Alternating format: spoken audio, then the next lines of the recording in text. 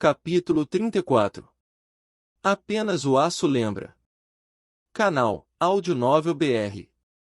Deixe o like e se inscreva para nos apoiar. Sunny estava esparramado na lama, tentando recuperar o fôlego. A voz sutil do feitiço ecoou em seus ouvidos. Sua sombra está mais forte. Imediatamente, ele sentiu uma pequena mudança. Seu corpo ficou um pouco mais forte, sua visão um pouco mais nítida, sua pele um pouco mais suave.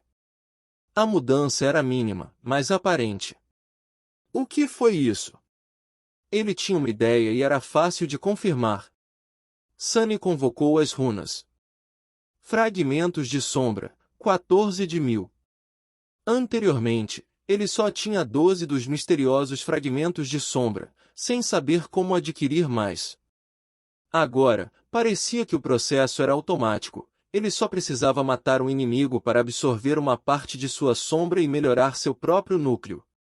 Além disso, a quantidade de fragmentos que ele podia receber não estava diretamente relacionada ao número de inimigos mortos. Depois de pensar um pouco, Sunny chegou a uma conclusão preliminar: núcleos adormecidos lhe davam um fragmento, enquanto os despertos davam 2. No entanto, apenas os inimigos que ele derrotasse diretamente, mais ou menos, contavam. Matar a larva do Rei da Montanha, uma besta adormecida, lhe deu um fragmento de sombra.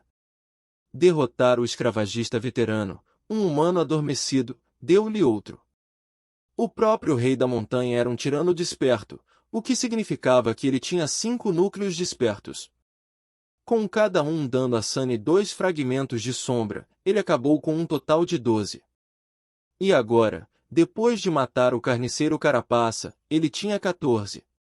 Curiosamente, ele não recebeu nenhum fragmento das mortes do malandro, do estudioso e do jovem soldado, mesmo que eles tenham perecido como resultado de suas maquinações. Parecia que ele tinha que acabar com o inimigo com as próprias mãos para absorver uma parte de sua sombra. Bem, ou pelo menos convocando um deus morto antigo. O processo era bastante semelhante à forma como os despertos normais aumentavam seu poder, com a única diferença sendo que as etapas de extração e consumo do material correspondente, fragmentos de alma, eram puladas em favor da absorção instantânea. Isso significava que os fragmentos de sombra não podiam ser armazenados, e consequentemente, não podiam ser comprados ou negociados. Ele não teria a oportunidade de os receber como recompensa por completar missões, prestar serviços ou vender vários despojos. Se Sunny quisesse ficar mais forte, sua única opção era lutar e matar. Nenhuma vida pacífica para mim, acho. Anteriormente, Sunny pensava que ao menos, tinha a escolha de seguir um caminho relativamente seguro. Muitos dos despertos nunca saíam dos limites das cidadelas humanas e nunca enfrentavam as criaturas dos pesadelos, optando por trabalhar em diversos empregos no reino dos sonhos como fariam no mundo real. Eles recebiam pagamentos na forma de fragmentos de alma, que eram simultaneamente o combustível para a progressão e a moeda universal dentro das cidadelas. Sunny nunca havia considerado seguir esse tipo de vida, mas o fato de não ter nem mesmo essa escolha o irritava. Felizmente, havia um lado positivo. Sem precisar usar fragmentos de alma para fortalecer o seu núcleo, ele seria capaz de gastar tudo o que ganhasse livremente e sem preocupações. Afinal, depois de ele matar um inimigo e absorver os fragmentos de sombra, o fragmento de alma ainda estaria lá, pronto para ser coletado e trocado por algo que Sunny possa precisar no futuro. Isso o tornaria eficiente em dobro, em termos de ganhar e gastar, o que não era uma pequena vantagem. Além disso, havia a questão do núcleo de sombra. Já que tanto Sunny quanto a sua sombra estavam ligados a ele, fortalecer o núcleo não só aumentaria o poder de Sunny, mas também melhoraria a sombra. Então, se ele fosse usá-lo para se fortalecer ainda mais, o efeito real seria duplicado, produzindo um aprimoramento em dobro. Portanto, para cada fragmento de sombra que coletasse, Sunny seria capaz de obter o dobro do benefício que um desperto obteria de um fragmento de alma. Nada mal. Nada mal mesmo. O futuro era promissor. Desde que ele sobrevivesse e tivesse a oportunidade de ter um futuro, é claro. Sentando-se, Sunny moveu seus olhos e encontrou o conjunto de runas descrevendo suas memórias. Lâmina Azul. Ele finalmente tinha conseguido uma arma? Memória. Lâmina Azul. Rank da memória. Desperto. Tipo da memória. Arma. Descrição da memória. Nesta costa esquecida, apenas o aço se lembra. 1. Interessante. Não muito informativo, mas interessante. Sunny convocou sua nova arma, e uma espada afiada e leve imediatamente apareceu em sua mão.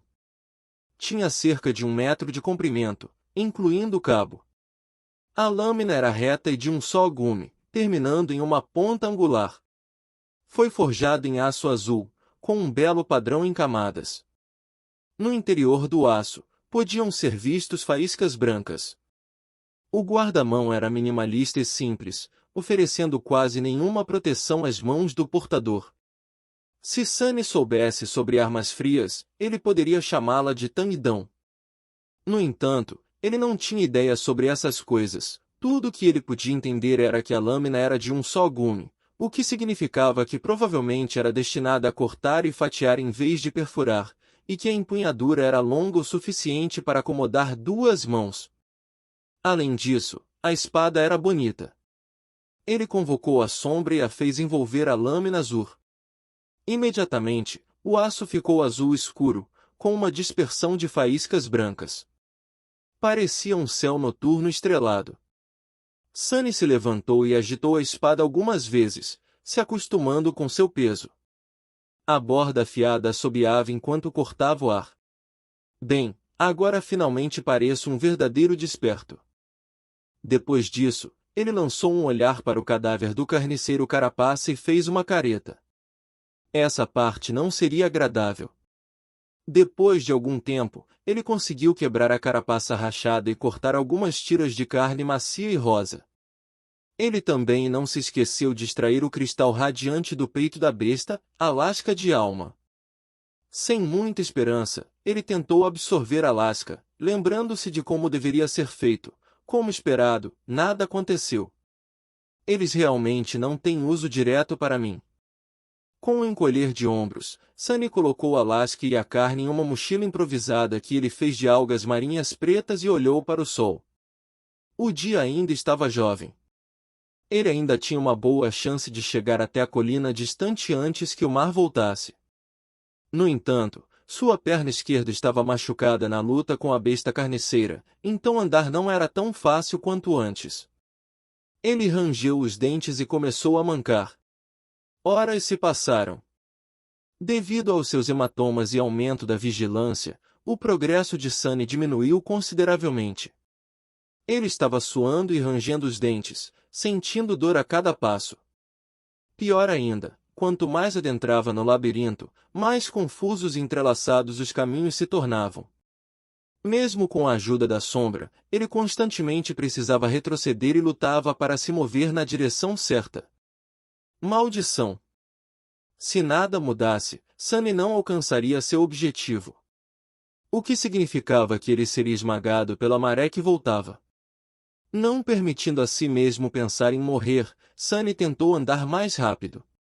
No entanto, ele não podia ser muito apressado. Escolher o caminho errado tiraria preciosos minutos dele, então ele tinha que escolher cuidadosamente o caminho. Além disso, não perceber outra emboscada poderia acabar com sua vida diretamente. Maldição! Justo quando ele estava começando a se sentir desesperado, sua sombra de repente viu algo que momentaneamente enviou Sunny a um estupor. Alguma distância mais adiante, além de algumas curvas, os corais se alargaram, criando uma pequena clareira. E no meio dessa clareira, alguém estava andando pela lama. A primeira coisa que Sunny viu foi a pele clara, muita pele. A garota alta e ágil estava vestida apenas com uma saia improvisada, e um sutiã de latão rudimentar, ambos feitos de algas. No entanto, isso não parecia incomodá-la. Com uma expressão calma, ela parou e olhou para trás. O vento estava brincando com seus cabelos curtos e prateados. Era Nefis, a estrela da mudança. Em uma das mãos, ela segurava a ponta de uma estranha corda dourada.